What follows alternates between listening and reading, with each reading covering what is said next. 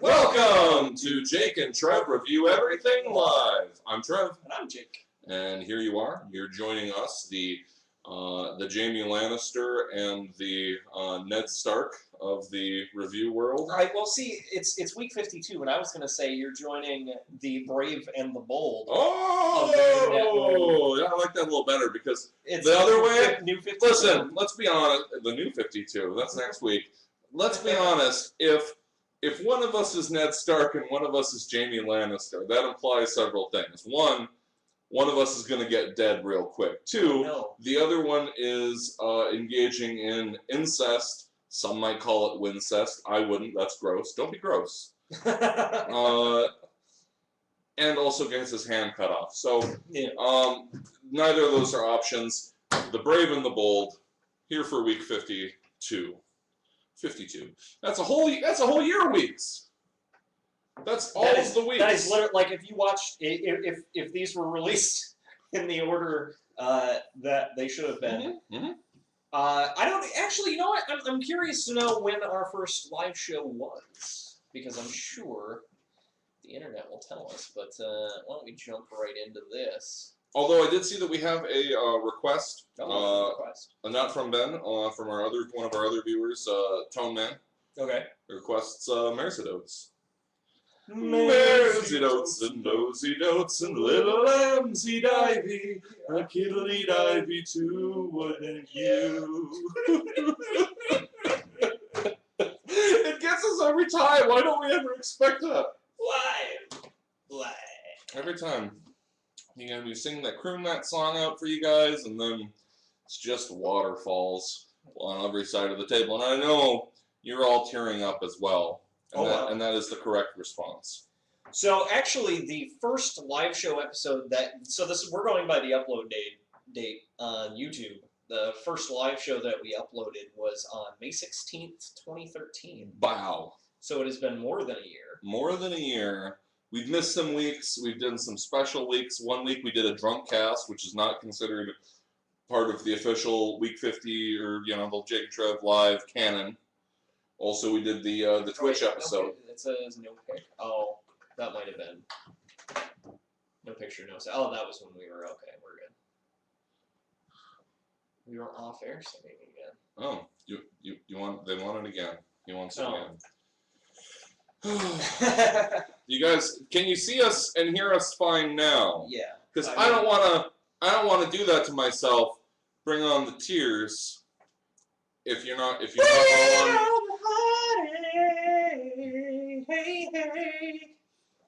Oh, what the? Oh, Mersey dotes and dozy dotes and little lambsy divey, a kiddly divey too, wouldn't you? Cheers from singing Mersey Dotes, make an excellent flavor enhancer for a cup of coffee. So rats off to all of you for putting us. Rats off to you. There. So Twin Peaks. Twin Peaks. I just found a copy of that on VHS. Quick plug. I look for VHSs and video games and other things on my Facebook page called Jake Salvage. If you're watching the live show, tab over to Facebook and fucking like it, because I got a bunch of cool stuff that I am trading and selling, and I'm always interested in getting other people's stuff. Just finding some cool shit. Actually, today I found something that you and your Game of Thrones audience may be interested in. Nice, listen to this, get in on this. I found some science fiction digests, which are a collection of short stories that have short stories, sci-fi stories by George R.R. Martin. Ooh, so some stories. Yeah, so if you guys are interested in that, go over. If you want to pick them up, message me directly through the Jake Salvage page, and we'll work out a trade or a sale or something. Got a bunch of other stuff on there too. I gotta tell you, this Jake Salvage, it's a legit business. I went and recently. Legit. I recently traded for a wonderful bust. I saw him on his collectibles. Zatanna Zatara. I don't have it with me right now. It's a Zatanna Zatara bust. Yeah, from the comic books. She's magic. She's a celebrated member of the hero community. Oh shit. 10 viewers. I said if we got 10 viewers, I'd do a little dance. I was waiting to point it out to you. For a second, we actually had 11. Plus all the secret viewers that we know that like check like a certain box most people don't know about that lets them hide their presence. Because we all know, and all you know, of course, all of Hollywood is watching us. Yeah, that's where they get their ideas, guys. It's not aliens. It's not reptoids. It's not a Zionist conspiracy. They're watching Jake and Trev. Yeah, we're the crux. We're the nexus of all the crazy stuff that's going on in the world. The epicenter, one might say. Okay, so we got some questions here this week. Let's kind of jump in on some questions here. Yeah. Before we drown in these questions. There you go. Tony Corrigan writes, name your top 5 cars from popular culture, movies and TV, I assume. Examples. He gives examples. He gives examples here. I don't even want to give them to you guys because they're like he picked some of the best and most notable vehicles. Okay, yeah. Are we talking vehicles though? Because he does say cars. Sure. So I'm going to expand. All 3 of the examples are cars, so I'm going to have to say that it's cars. Do we have to? We're going to have to narrow it down. Like, really? What about trucks? Could it be a truck? No, it can't be fucking Optimus Prime. I'm sorry. Oh, it wasn't going to be Optimus Prime. What was it going to be? It was going to be fast truck. It was going to be fast truck. Oh my god, you're digging in the fucking old-fashioned bin right there. Good God. Someday we'll tell you all the legend of fast truck. If we ever get Jumpy or Michael. Yeah, we'll probably do another drunk cast. Truck. And we'll talk about some fast truck with all y'all. Forgot about that. But no, actually, if we were talking about rigs, I would say the Green Goblin rig for Maximum Overdrive. Oh sure, yeah, no, that's a great rig. I love that. I love that as a truck. Also, I would submit I feel bad.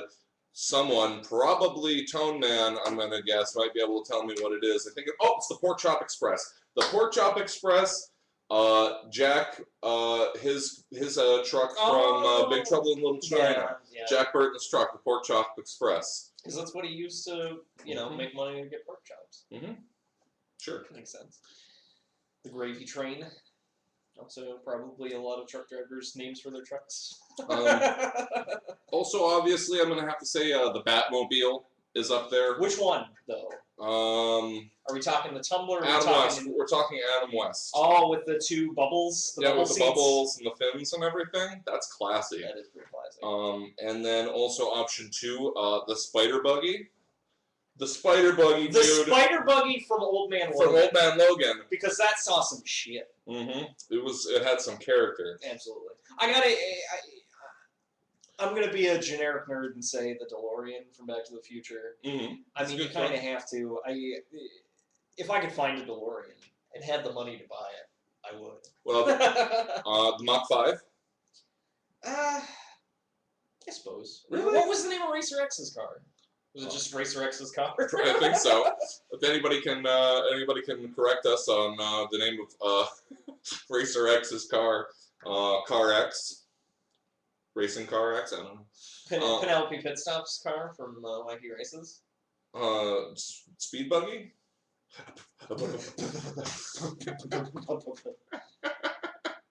Man, yeah, no, there's quite a few good ones. I would also like. Wait, is it specifically for movies? Because I see he didn't specify where from. Top 5 cars, okay. But he mentions Kit and the General Lee also, as well as the Mach 5, as his examples. And those are famous television show cars, of course. So. What about the one? I won't say it's on my top 5, but what about the what was it? A Charger from Supernatural? Oh, their Impala? Yeah. Oh, yeah, the Impala from Supernatural. I don't know, cars, whatever. I know, that's a great car. It's a great car, classic. Real nice. No, for me, I would probably say, because from video games, I would say from Vigilante 8, I can't remember his name, He was a character. He was a bad guy you unlocked in the first game. I think his name was Ash or something because he had fire powers. He had a sweet looking because they were all generic vehicles. They weren't like a Ford or a Chevy or anything. It was a video game, so they had to be something stupid. And I don't remember what it was called, but it had like sweet flames on it. It was a black car with red and yellow flames. I got a soft spot in my heart for black cars with red and yellow flames. What was that Grand Theft Auto super SUV? Was that the Patriot or the Liberator or? I think it was the Patriot. Patriot or one of those? Yeah, one of those grandiose, nationalistic. Well, yeah, in that same vein, I'd have to say the Banshee. The Banshee from all the games, because the Banshee in the very first Grand Theft Auto was impossible to control. It was like, you'll get away, but you're gonna hit a building because you have You're getting away into the afterlife because you're dead, son. Yeah, you're done, dead. son. It's over. All right, I think that's a good enough. I don't think we got 5, but we tried. Collectively, I think we all, as a community, get 5. So. Tell us what your favorite cars are. Maybe you'll spark our memory. It's tough with lists because when you're put on the spot, like if you have time, you can be like, and this thing. But if you guys got your favorite cars, bring them up. Let's see. What cybernetic implants would you want or not want? It's also from Tony. Gosh, that's I want eyeballs because obviously I have corrective lenses, and having like extra abilities on top of having just not to wear glasses would be pretty cool. I think I would like that a lot. I would like a metabolic switch, where basically if I'm feeling like a drain on energy or whatever, I could flick my metabolic switch and then it's burning fat, burning muscle if it had to or whatever, just to create some energy so I can get some get up and go. You know what I mean? That'd be kind of cool. That'd be badass. You could get nanobots. Yeah. You could be like Wolverine. That's Wolverine's deal. He's got such a regenerative ability. He's basically just never gets tired. Yeah. Basically. Well, I mean, he's got X genes. I want the X genes. Give me the genes. I want the genes. What's the next one? Let's skip over it. We'll go to that one. Any thoughts on the new Wonder Woman costume DC revealed for Batman vs Superman? This is from Pete. Kira. Joined us. Of the Hipster Ninja reviews. He is with us right now. He asked that question earlier. It looks like dumps. There are a lot of people who are rightly complaining that a lot of films are afraid to use color at all. It goes across video games too, because I know we watch The Escapist, specifically Jim Sterling and Yahtzee Crenshaw. People don't like big colorful superhero movies anymore. They want it to be washed out and muddy. Yeah, and it's you're wasting the potential of IMAX and these new systems that show all of the polygons. Right. And then you're just show it in varying shades of poop. Obviously, we wouldn't be the first to make this comparison, but she does bear a striking. That does sort of have a Xena-esque look to it. And I'm sure somebody had thought about that in production. I don't know. It looks stupid. Why can't she just have the classic color scheme? What I always thought was a really great look for her. She's had it a few times through the years, especially when there was a big battle going on or whatever, a big crossover event sort of thing. It's where she's got the Roman phalanx skirt, where it's where she actually looks like armored sections that are where she looks like she might actually be going to war, she might. They kind of look like feathers. They're shaped like ties. You guys. I don't know what the word for that is, but feel free to jump in. Let's see. Yeah. So I mean, I've always thought that was a really good look. I guess I'm not surprised that they didn't go very far outside of the norm, design elements. The actual pattern of her outfit looks very similar to the classic. Right, to classic Wonder Woman. But they just color filled everything with poop. It looks like duty poops. Looks like duty poop poops. It does. It's awful. And it's really on the opposite end, she kind of looks like a chocolate bunny. Just take a bite. No, I don't think we have any of our English friends with us here tonight. But have you ever seen the commercials for the caramel bunny, the caramel Cadbury bunny from England? She's like a I hate to say it, she's a pretty sexy bunny. I mean, like Is she like, come on, guys, not in that way. I'm just saying. Is she like a Jessica Rabbit? Or she's not like a Jessica Rabbit voice. She's got like a sultry, like throaty woman voice, you know, and she's talking about you know, how smooth she is, and it's like, yeah, I bet you are. Oh wait, is she more like the female bunny from Space Jam? Kind of. Lola Bunny, is that? Yes, yeah. but she's all chocolate, baby. Well, chocolate, baby. And caramel. Caramel. Let's see. My dad, who, if you haven't said hi to my dad, say hi to my dad. That's a procedure. Just say hi to Trev's mom. Say hi to these people. That's how you do it here. He says the car from the Green Hornet. Yep. Likes the Green Hornet. The Black Beauty? I think so. Maybe. Was that what they called that? The Black Beauty? I don't know. Seems right. Sounds right. Sits right in my ear. Anyway. Tone Man says V8 Interceptor. I'm pretty sure that's what the car was from Vigilante 8. You can't go wrong with the kit, of course. Yeah. Robbie Cole agrees, as well as Ecto-1. the Ecto 1. And I don't think we pointed it out yet, and I just wanted to give a brief shout out. We have two of our fellow Peanut Butter Disaster producers with us here tonight. But yeah, just you know, say hi to our to the PBD producers, and yeah, absolutely. You Those know, guys are fucking awesome. Say hi to our producers. Let's see. I scrolled back a little bit here. We missed some. My dad says commenced to jiggling when I was dancing. And was that a jig? The Jake jig? It was the Jake jig. Yesterday was Will Wheaton's birthday. Yes. Top favorite movies? Fight Club is probably my number one. To be honest, or Primer. It's kind of a toss-up. Let's see. Which Transformer was the truck? Not that one. Yeah. Not that one. Kira Kennedy joined us, of course, one of our producers. Good to have you with us.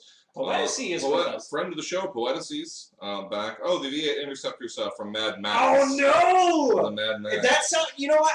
I'm just gonna look it up right now.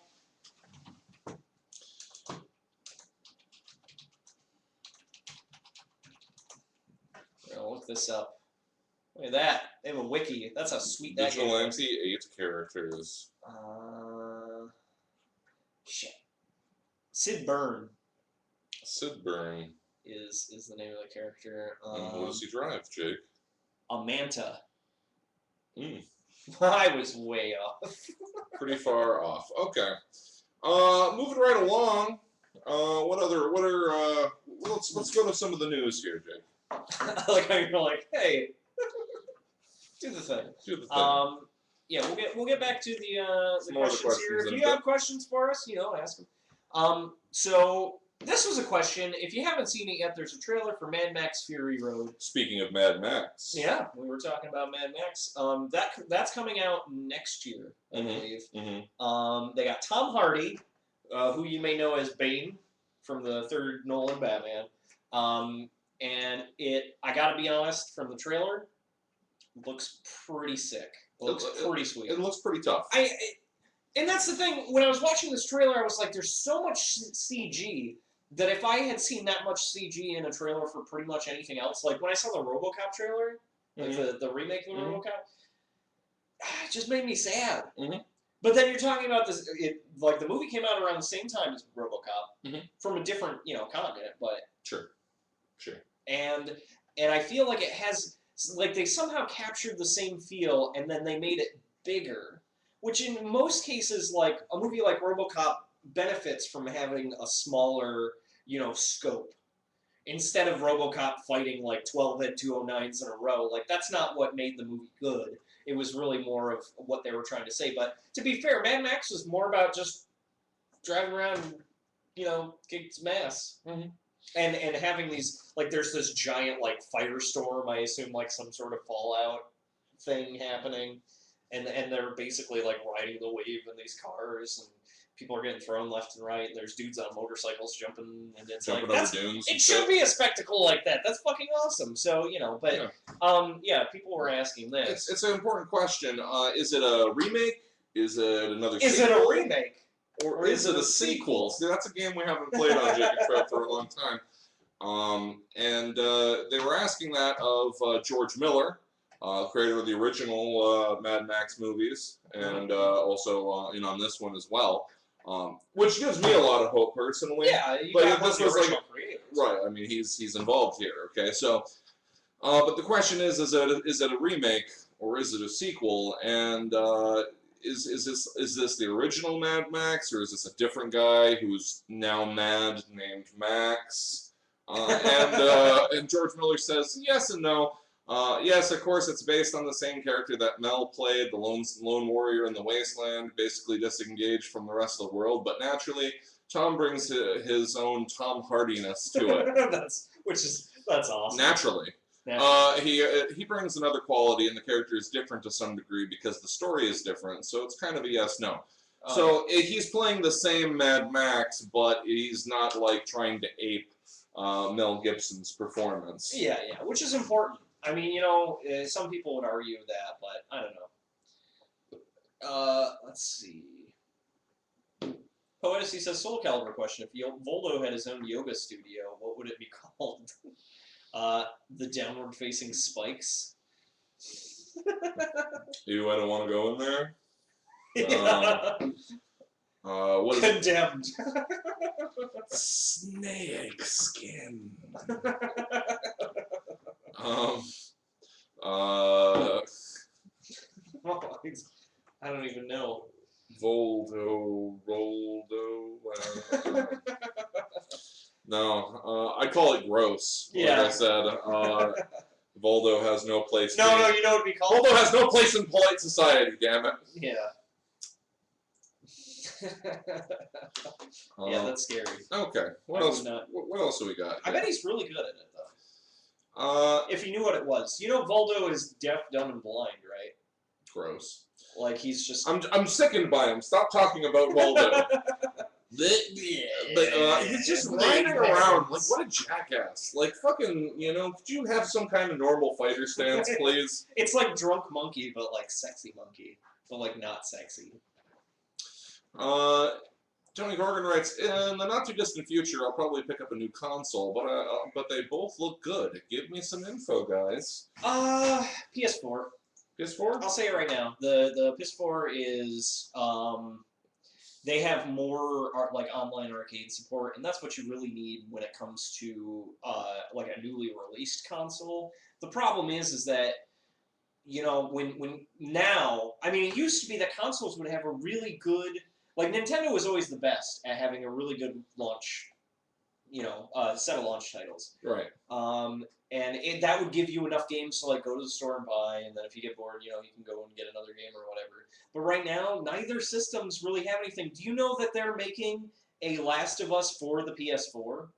Which is, to me, one of the most insidious things ever, because usually having an HD remake or an update or something means that the game's been out for, like, 5 years or so. Sometimes like 4, a little less. But for the most part, they try to have, that's the thing. HD remakes are supposed to be after a game's selling cycle. Like, once it's hit bottom, it's not in stores anymore. Right, here it is for a new audience, presented in a different way. But it rubs the salt in the wound that is no backwards compatibility for either system. You're telling us, and that's another thing that's hard with a new console, is that backwards compatibility helps you ease into getting a new system. Yeah, sure, you're dropping $400 on a system, but then you can still play your old games on it. But not on either. So Jake's giving you a realist answer. Let me give you an idealist answer and say neither of them. And I'm being very serious. It is basically our continued support of bad decisions and bad policies in gaming that allows this to continue. there's really no good reason why the X-Bone or the PS4 couldn't have been backwards compatible. There's no really good reason for that. I mean, you know, And they'll quote you. They'll quote you and say, "Oh, well, the it would technology was have cost different." us more. It would have to like read these brought up the discs. cost by Somebody's going gonna to crack money. those systems in like a month, and you'll be able to play the old games on it. And you know, and that's the thing. But there are other reasons. You guys, of course, remember the big debacle right around the launch, like months preceding or leading up to the launch of these systems. The E3 prior, where basically Xbox is like, yeah, all gonna be like this, and then PlayStation's like, nope. Not that way. We're not gonna do that. Here's how you share a PlayStation 4 game with your friend. That whole business, like The problem was that they the 360 or the Xbox One, they were talking about having always online stuff, which rubbed like soldiers overseas the wrong way because they bring consoles with them. Right. They're not always out in battle or whatever. So you know they gotta have something to do. But they obviously, as part of the military, they're not gonna be able to use those systems if they're always online, especially with the camera. Right. Because it's like somebody could fucking hack into that. And now they can look around on this military base. Yeah, but the other thing about being always online was that your video games would have DRM. So you would have to be connected to the internet in order to play any of your games. And then they were like, well, you also have to register the game to your Xbox profile. So, I mean, they were alienating everyone. To be always online, like, there are some people that just can't be online all the time. And then to have the games where it's like, oh, well, this game is registered to your account. And then, yeah, to borrow games, they have to pay a fee to borrow a game from you. Right. Like, it all smells like shit. You guys kind of vaguely remember at the very least. But Yeah. my point is that it's worked before. We've all said to ourselves pretty soundly, we don't want this. And then they back down on it. Okay? Yeah.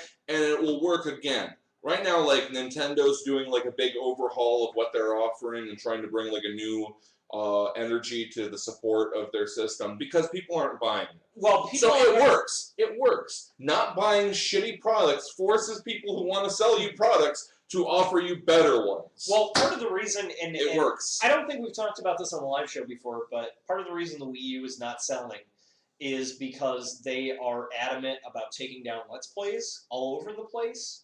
Like, when they have new games come out, they're squashing every opportunity for them to get free publicity. And, you know, Let's Plays and those kinds of things on the internet, like Twitch TV, they're huge for selling products. These are people that are reviewing things. I mean, you know, people that review things are pretty important. Obviously. But when you have bigger groups, like... I think there was a Game Theory. Was it Game Theory? There was a Game Theory video about how Flappy Bird became popular. Because by all accounts, it's a shit game. Obviously. Yeah. But apparently, what was it, PewDiePie? PewDiePie, yeah. PewDiePie did a video about it, and then everybody was like, what's this game? I gotta get it. And then it kind of steamrolled from there. So, you know, what's happening now is that Mario Kart 8 is out, and everybody's getting big chuckle laughs over the Luigi death stare. You know, like the... Yeah, right. Absolutely. So people are like, I want to play this game because that meme made me interested in this game now. Mm-hmm. And because Nintendo wasn't super adamant about cutting it off at the source and, you know, no, well, that's our property, you can't use that, you know, because they let it happen. Now you have, you know, and plus it's protected by parity. It's a fucking joke. Yeah, so they have more control over that. Or the internet has more control over being able to see things that they're producing and then base a decision on that. But yeah, up until Mario Kart 8, the Wii U was doing poorly. Mm-hmm.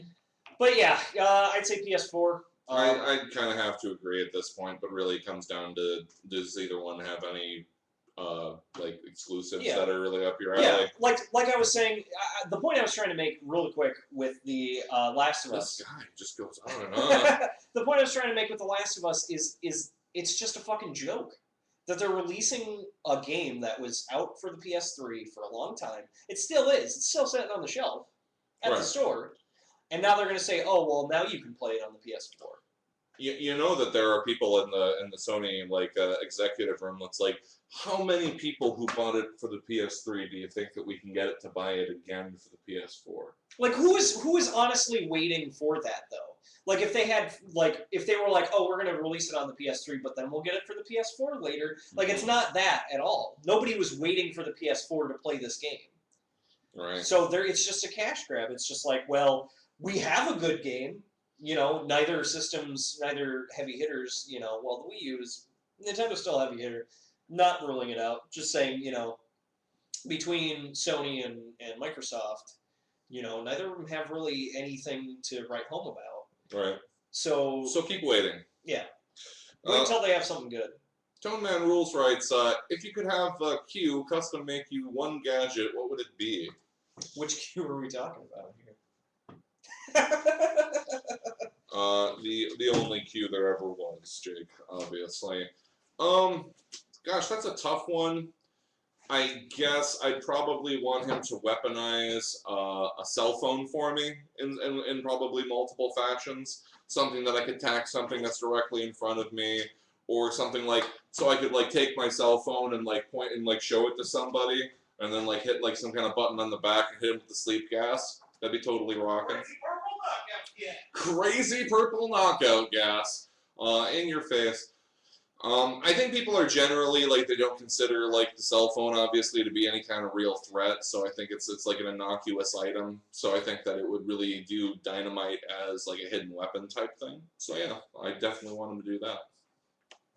Jake probably has an answer, but he got up to go get some coffee. I did, and I'm going to crucify you every time, Jake. Every time.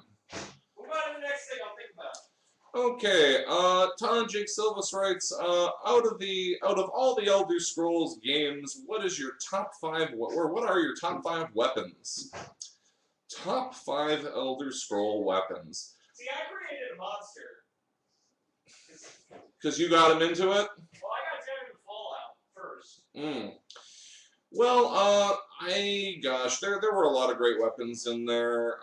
Most of them, I'll be totally honest, don't remember the names of. I didn't play Skyrim. So I know that Jake and I are probably in a minority there, people who didn't play Skyrim. I don't know, it felt overwhelming. It did. But I do really enjoy Mehrunes Razor from Oblivion. That was a neat little, kind of idea. Like this, that Mehrunes Dagon, the Daedric Lord of Oblivion, basically has to use something to shave his face. So obviously it would be like a super badass killing blade. Like you can use it for that, but he just uses it He to does. shave. I don't even know what you're talking about, but that sounds pretty badass. Mehrunes. Well, I mean, it's implied. It's Mehrunes Razor, and it's like it's all like fucking this like eldritch like black steel. Nice. It's a sweet ass dagger. So Jake, did you come up with a Q item? I just want those blades from the butler from Hudson Hawk. That's all. Where he's just like shwink, and then it comes out, and then he's got blades. It's too bad about your cut. Say that shit to people all the time. There's your cut. Guess he won't be attending that hat convention in July. Well, nice. Let's see. This is sitting in the cage in the background. Yeah. Let's see. Michael Swanson says. Keep scrolling down here real quick. Okay. There we go. Where you can launch Luigi into space. I bet he's extra pissed about that. Luigi being launched into space. Toon Man Rules writes, if you were Joel, would you have saved the girl or the world? I don't know what you're talking about. Yeah. Is that a video game? Joel. Michael Swanson says, all I know is everyone who bought the PS3 version from our store traded in to get the PS4 version. That's what I'm saying, though. That's dumb. That's so stupid. Like, why? You already played, you probably, if you have it, there's a good chance you played through it. Why would you get I mean, are they throwing in any DLC or anything, really? I mean, besides the fact that it's like an HD remix. Mega Mix. And hey, I thought the last one was presented in HD. Is this more HD? Is this like 4K compatible? Well, or no. what? In this case, HD stands for higher definition. Higher definition. And the next console is going to have highest definition. And they're all just going to be called HD, just like the Xbox One. It's going to be confusing as shit. Oh, I guess I'm guessing. Oh, The Last of Us. I don't have a PS3. We're speculating about a game that we. Would I have saved a girl or the world? The world. I guess I'm an idealist. Oh, so now he's the idealist. Well, I guess I'll be the realist and say he's right, because you know what? In a realistic scenario, you can't justify, even if you had like a special shining for this this one girl. Let me rephrase that. Shinning. If you had a shinning, I don't want to get sued. No, I don't. But even if you had a shine for a particular person, developed over years, sort of serving as a guardian and father figure or whatever, when you make the call, one person or everybody else that's on the planet, it's Yeah. I don't know. I guess selfish decisions are interesting from a point of art, I guess. But like I said, when you go and get down to the practicality of it, like I said, I really hated the ending of Cabin in the Woods. Really? Hated it. Because I guess that's one way that people in that situation, spoilers, but the movie came out like 3 years ago, and if you haven't seen it yet, I don't know, like it's been long enough. You should see it anyways, but yeah, they basically have to make a decision whether the world should die or not.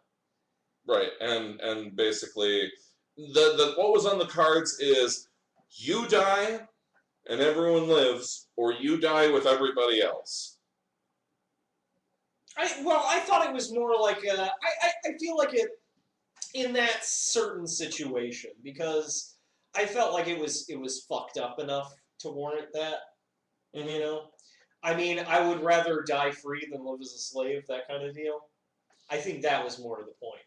In this scenario, I assume it has something to do with zombies, where it's like, do you save everybody and kill all the zombies, or do you save this one person? It's like, yeah, I'm going to kill all the zombies. But if you're holding back some, Cthulhian threat, if you're kowtowing to those kinds of monsters, then yeah, they can go fuck themselves. Let's see. Phillips Peterson writes, what are your opinions on the most awesome Halloween costumes this Halloween? Superheroes, zombies, Texas police officer caught beating up a legal minority? Oh god, not that one. Not that one. I'm sure that'll get some laughs in some circles. Some very dark. Yeah. Very dark. Hey, I mean, listen. I'm gonna do it this time. We don't talk much about politics here, and I don't care what your personal politics are. But children in need should be taken care of, no matter what country they come from, no matter what circumstances led them to come to our border. If they need help, then we should be helping them, and that's the end of the story, as far as I'm concerned. Agreed. So, anyway, taking a big moving on. Great costumes. Well, I gotta tell you. Well, I can make predictions on what the costumes are going to be. Yeah. Are we gonna see some more Orange is the New Black costumes this year? Yeah, maybe a little more tastefully. I mean, they did just have their second season, so yeah, it's still there in people's minds. We're gonna have a lot of what is his name? Chris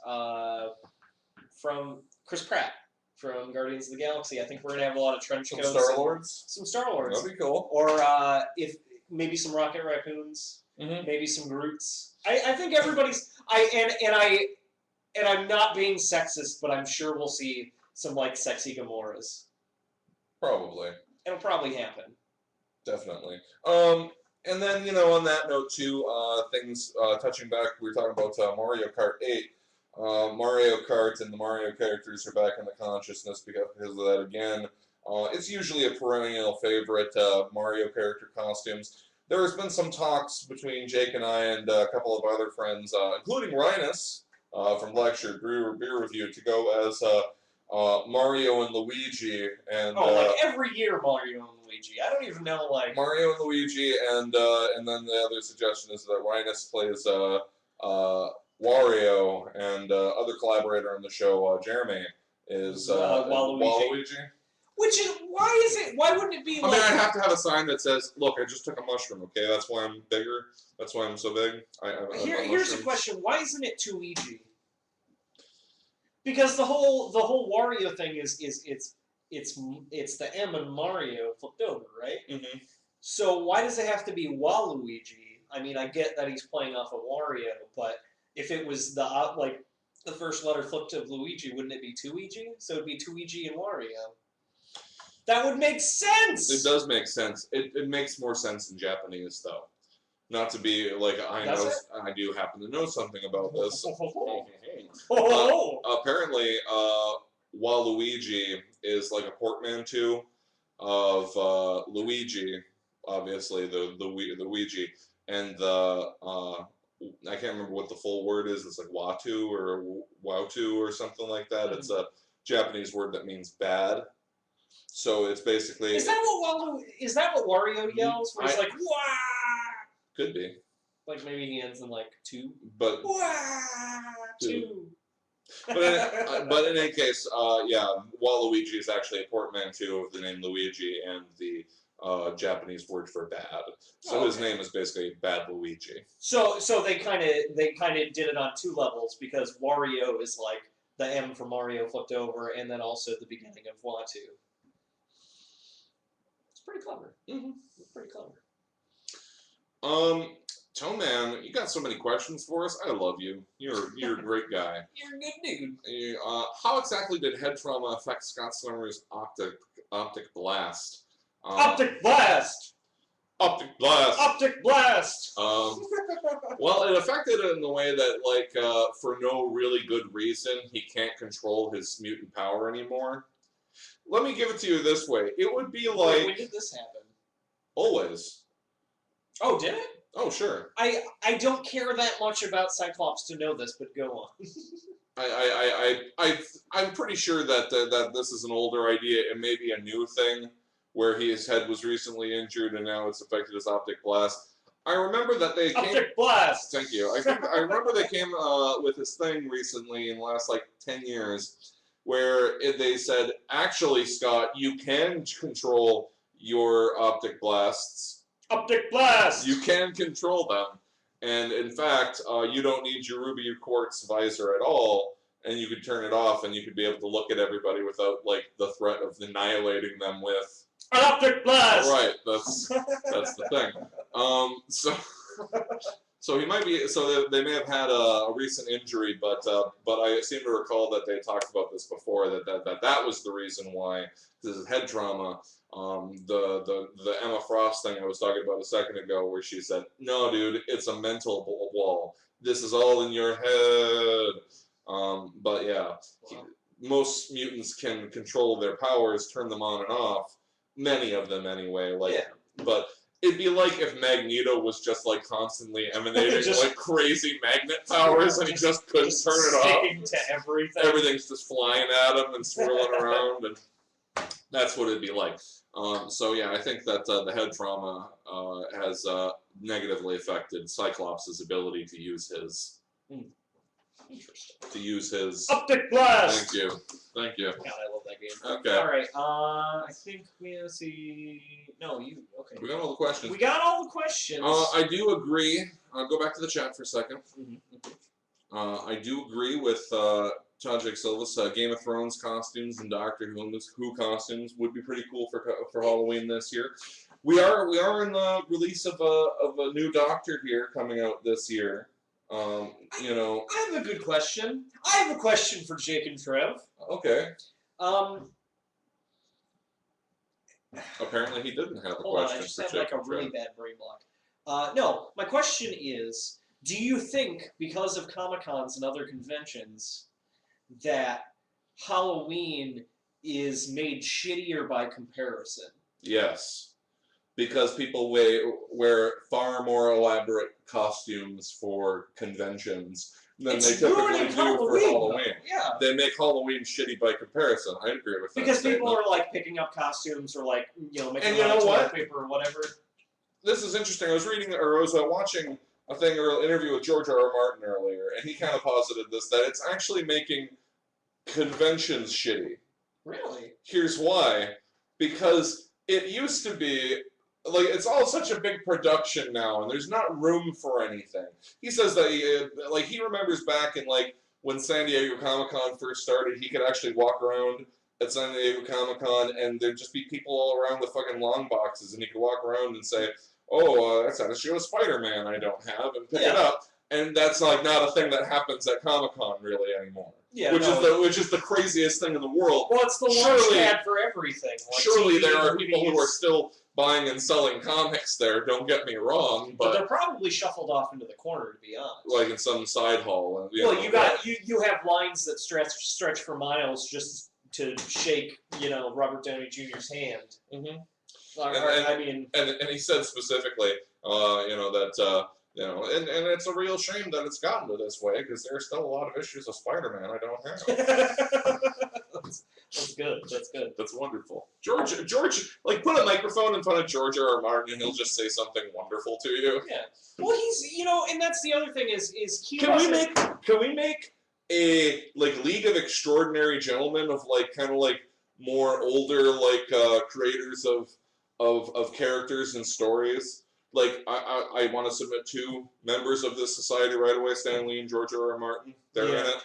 They're in this league. Yeah, I'd say Can that. Alan Moore be in there? Is he too much of a hermit to be a part of that? I feel like Alan Moore would be like the Wolverine. Because people will be like, we need your skills, and he's like, whatever. And then they go out to fight, and then it's hopeless, and then he shows up, and he's like, sold out. You've let people make movies out of your stuff. I hate it. I'm sorry, I needed an English accent. Yeah. And also be an anarchist the entire time. I apologize. Can you do that in a voice? Tone Man Rule says, when they show the Doctor's montage, do you think they should add John Hurt? I do. I agree. John Hurt's a legitimate ass doctor, you guys. I mean, just because we didn't get to spend like a TV series with him in his adventures through and John Hurt's a badass. The Time Wars. That doesn't mean he's not a doctor. He's a lost doctor, arguably. He's Oh, he's lost? I haven't seen it. It's a different sort of doctor, certainly, but he's like definitely a an alternate doctor. Well, to put it quickly, to try to explain this really quickly, between Paul McGann, the 8th Doctor, who was in the TV movie that was produced in America before Fox. Oh, the really shitty one? Yeah, he was good. The actor himself was a good Doctor Who, but like everything around him was just terrible.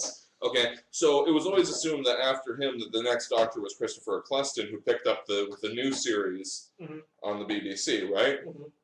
Turns out there was an entirely separate Doctor in between those, and that was John Hurt, and he's referred to canonically often as the War Doctor, because he's the Doctor that participated in the Time War between the Time Lords and the Daleks. Oh, the one that happened before he... The one that happened simultaneously with all time. Like, that's basically... That's fuckered. Yeah, it is. Guess what they lose? They did, actually. Everybody lost. Or everybody really won. Here, let's do a lightning round. We got about a little over 10 minutes left. We'll do a lightning round here. Joaquin Phoenix wants to be Doctor Strange. He's in talks to play Marvel's Doctor Strange. Yeah, he's got some chops. I say you can give him a chance. Doctor Strange always has been, to me, kind of like an older guy anyway. I mean, when he started out, he was like a dashing, like late 20s, early 30s neurosurgeon or whatever, but I could live with him being Joaquin Phoenix. See, but Benedict Cumberbatch is up for the role. No, it's not going to happen. I want it to happen. I want to see his Doctor House like American accent. If anybody, okay. I'm just sold on watching that now as a challenge because he'd have to do it. But that's the thing because Hugh Laurie did it so well that before I knew anything about Fry and Laurie or anything else. Like, I remember watching House for many seasons, and then eventually I watched, like, a interview with him. And it was like, holy shit, what? Yeah, no. Well, and Like, it blew my mind. but the thing is, he can't be like Doctor Strange isn't like in a normal American accent or like a New York accent, which is where his base of operations is. He has sort of more of like the I believe it's called a transatlantic received pronunciation. It's the pronunciation that people learned in boarding schools and like private academies, like So Kelsey very Grammer, like Kelsey Grammer talks. Ah. It's not really English, but it kind of sounds vaguely like you know. Yeah. That's how Doctor Gotcha. Stephen Strange talks. I got So it's gonna be kind of weird. Basically, an English person doing an American well, in that case, voice that's Joaquin Phoenix pretending is to be. out. Joaquin Phoenix is out. He couldn't do that. Don't think so. No. I think that'd be easier for Benedict Cumberbatch. If anybody knows of a clip or a movie or something that Benedict Cumberbatch has been in where he played an American, Send it to Jake. love to see it. He'd love to see it. Speaking of which, we didn't pull it up, but there is a new movie coming out. I can't remember. I'm so close to remembering the name of it. It's basically about Alan Turing, creator of, or he was big into computer science. Created the first computer, I think, like the actual World War II. Yeah. Around there. Well, not the first, obviously. Like Babbage made the first like calculator. Right. Hold on.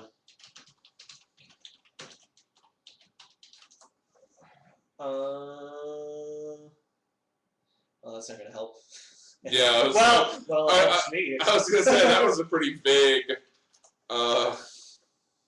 It's a pretty vague thing that you were trying to. The Imitation Game, which is actually a direct quote from Turing about the Turing test, which is can computers Pretend to be people. Pretend to be people. But there's a trailer for it. It's on YouTube. The Imitation Game. If you like Benedict Cumberbatch, if you like World War II, if you like, I think Keira Knightley's in it. Ooh. It's it looks really good. Keira Knightley. And he's also It's a little Michael Bolton for you. Yeah. Well, the other thing is that Alan Turing, I believe, was at least bi, Jack Sparrow. if not gay. What? So that was the other kind of thing in the trailer. They actually kind of dropped that in the trailer where like Keira Knightley's really into him, and he's like, David Jones, Giant Squid. Sorry, I'm just trying to derail this with Tail of Jack Sparrow. I apologize. No, you were saying. But yeah, there's a line that he drops in the trailer where, as Alan Turing, he's like, well, what happens if I don't show interest in her, even though she's interested in me, or something along those lines. Mm-hmm. I read the Wikipedia page. Don't. It's depressing as shit. If you want to know the actual story of Alan Turing, it's kind of fucking sad. And the movie's going to be really good, and they're probably going to include all of the fucking sad things that actually happened to him in his life. But yeah, he had to be closeted for a long time, especially because he was in the OSS. Mm-hmm. Yeah, the Office of Strategic Services. Yeah, or at least associated with during World War II. So they were kind of, all over his shit as far as that kind of stuff. So it was good for humanity, bad for him, and I want to see it really bad. Yeah. Sony pushes back Spider-Man 3 to 2018 and dates Sinister 6 for 2016. Bullshit! Don't lie to me. Sinister 6 is actually Spider-Man 3. We've been over this. Looking to broaden its Spider-Man franchise, Sony has dated spin-off Sinister 6 for November 11th, 2016. How is that a spin-off? I still don't understand. They need to explain this to me. I know, right? We're both into Spider-Man. I really want a Sony guy to come out and just say, okay, this is the way in which this isn't going to be a Spider-Man movie. Please explain it to me. Explain to me how Spider-Man's not going to be in it, and how that makes him not the title character, and how that makes the third movie technically the fourth movie. Like, if it were truly are they just? Is it going to be like the Sinister Six Down Under? Are they going to go on? They're going to be like, man, menacing Spider-Man is hard. Let's go on vacation. And then they're going to be doing surfing. I found this map for some treasure.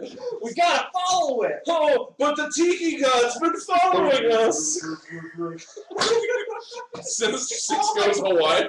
Like. What? It doesn't make any sense. They can't. No, I'm not saying that villains can't have their own movie, I think like a Venom movie they've obviously been talking about, and you know, even though you hate him and I'm not like a super fan of Venom, they could make a Venom movie because he's an anti-hero. Yes, you could make a standalone Venom movie. But the Sinister Six are 6 dudes that are totally bad guys. They're not like, oh, we're kind of bad. No, they're just bad. They're just bad. Okay, so that's fucking dumb. All right, moving on. No, we can move right along. There's a great little comparison picture that I put up earlier of Chocolate Woman. Chocolate Wonder Woman versus Xena Warrior Princess. It's basically the same thing. Same costume. Same costume. Yeah, we'll get to that some eventually. Holy Mothra, Gareth Edwards, director of the recent Godzilla movie, reveals that Godzilla 2 will be calling all monsters and is going to feature Mothra, Rodan, and King Ghidorah. See, I haven't seen the first one. Did they hint at or have any of the other monsters? Not really. There were different monsters from what are typically remembered as the Godzilla monsters. Oh, were there? There were monsters. How many? 2. There are 2 monsters. Yes. Wow, I'm really spoiling the shit out of this, but like I don't know, I don't know how he snuck that on me. Like, no, I know what it is. What was the first letter of their names? M. And M. There's both M's. It's true. Was one of them Mechagodzilla? No. All right, so that's going to be really cool, though. I'm really looking forward to seeing those. Those are like 3 of the huge like Godzilla characters that aren't actually named Godzilla. I think didn't a couple of them have their own movies? Yes, the Mothra technically is her own standalone character. I think Rodan might technically be. I'm pretty sure. I think they may all have had one standalone movie, usually where they were a villain. Mothra, I think, is like actually the most consistently depicted as a force of good. Usually, like there's these 2 like fairies that tell Mothra what to do. Well, like kinda, and like communicate with humanity, and like Mothra is a nature spirit of balance and good. I don't know what kind of accent that was. I don't even know. See, that's how you avoid racism. It's by making confusing accents. Confusing and entirely non-existent We are fairies and we go to the sky. To sky, please. Warner Brothers sets Harry Potter global development team. Well, here's the thing. I skimmed over this article, and apparently they're making a new series of Harry Potter movies called Fantastic Monsters and Where to Find Them, or whatever. Mm-hmm. It's apparently based off of a textbook from the Harry Potter series. Yeah. This is a movie based off of a fictional textbook. Mm-hmm. What? We can do that, right? Cha-ching! Oh God, really? I mean, it could be good, it could be bad, but when you're taking the textbook from a movie, I don't know. It's awful. Looks like there's a conversation going on in the house in here. Okay, going back. My dad agrees Cumberbatch would be a better Doctor Strange. Thank you, Dad. And would attract the younger crowd. I agree. Tone Man Rules asks, what do you think of Paul Rudd as Ant-Man? I'm really disappointed that they're going the way of having like. I think Paul Rudd as Ant-Man with Edgar Wright as director. I had hopes for. This way, I don't know. But more to the point, I'm really disappointed that they decided to go with Scott Lang Ant-Man instead of Hank Pym Ant-Man. I mean, we had a discussion about this on the last live show that we did, where it's just like, you know, nobody wants to be associated with him. Tone Man Rule then writes, Cumberbatch was American in August, Osage County. I don't know what that is. Well, man, he has a wealth of information. I think you get Tone Man on the show. Tone Man needs to be on the show. Everybody, if you want Tone Man on the show, hashtag so he can just school us like crazy. Hashtag Tone Man lives. Hashtag Tone Man rules. Yeah, there you go. Hashtag Tone Man rules in the social stream, in the chat, if you think that we should get Tone Man on the show to just be like our wealth. I'll admit, we've had him on the sidelines at least once, like feeding some answers to us. Yeah, that's true. At one point, he's been a part of our studio audience. Scroll up here. Scroll up! Scroll up! Scroll up! might actually make your Deadpool movie, Jake. No, they won't. Don't get his hopes up, Mr. Silva. No. I would say maybe, depending on who has the rights to Deadpool, probably Sony. But Marvel has so many fucking movies that are coming out. Probably Fox, dude. Or Fox, that's what I meant. Yeah. Fox and Sony, they're the same thing to me, really, to be honest. The name, Tom Jake Silvas writes, don't forget the good flying turtle. That's Gamera. Is that Gamera? Gamera! He shoots like fire, like jets of fire out of his like arm or leg holes, and he uses that to like spin, and then he can fly around like a flying saucer, dude. Totally rad. Radioactive, spinning, flying turtle monster. Badass. I want to see Godzilla versus Gamera. Oh shit. It'd be insane, you guys. Let's see. Nikki Manti says, "Hey, I'm half fairy on my mom's side, and I found that a little offensive." Well, whoa! Tone Man agrees that it is in fact Gamera. Michael Swanson writes, rules with an S or a Z. I say both. Yeah. Both. Nope, nope. That's the Michigan N ruining that there. No, it's Tone Man. Tone Man. Not Todd Man. That Tone, was my dad. Tone Man. T-O-N-E. My dad does rule, but... Yes. Nothing wrong with fairies, Nikki. It's the brownies you have to worry about.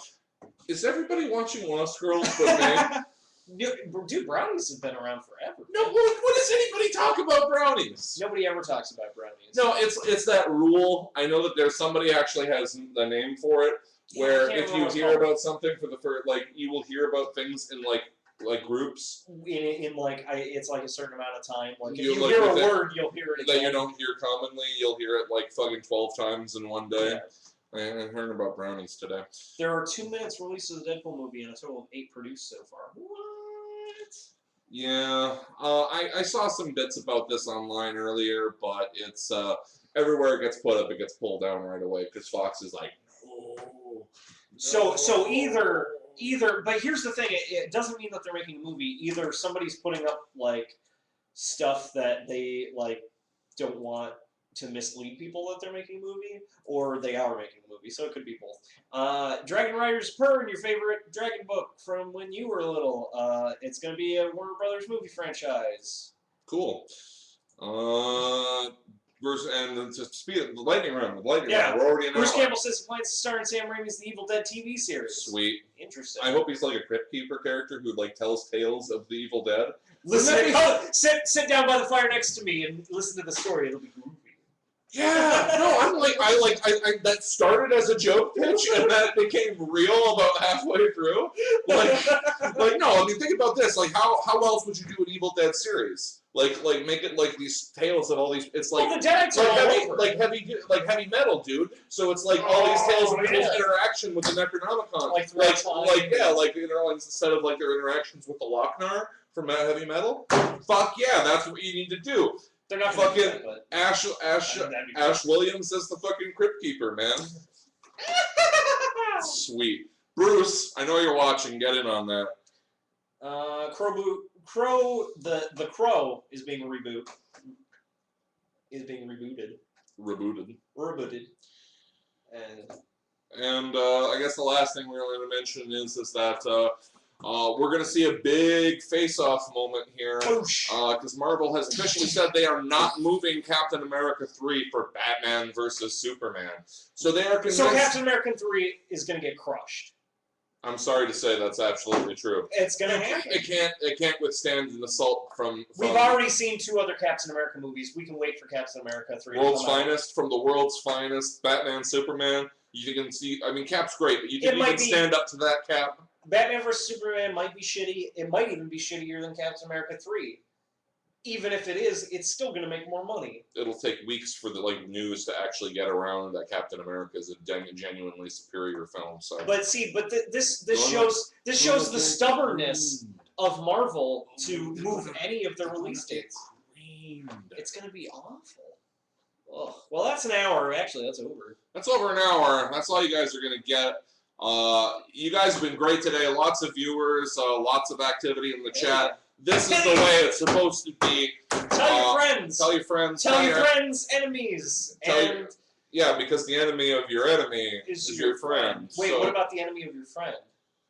Is your enemy? What about the enemy of your friend? No, you just invite everyone just to avoid confusion. invite them. Oh no, it's been great hanging out with you guys. We're gonna call it at that. Lots of love, and we will see you in week 53. Have a good night.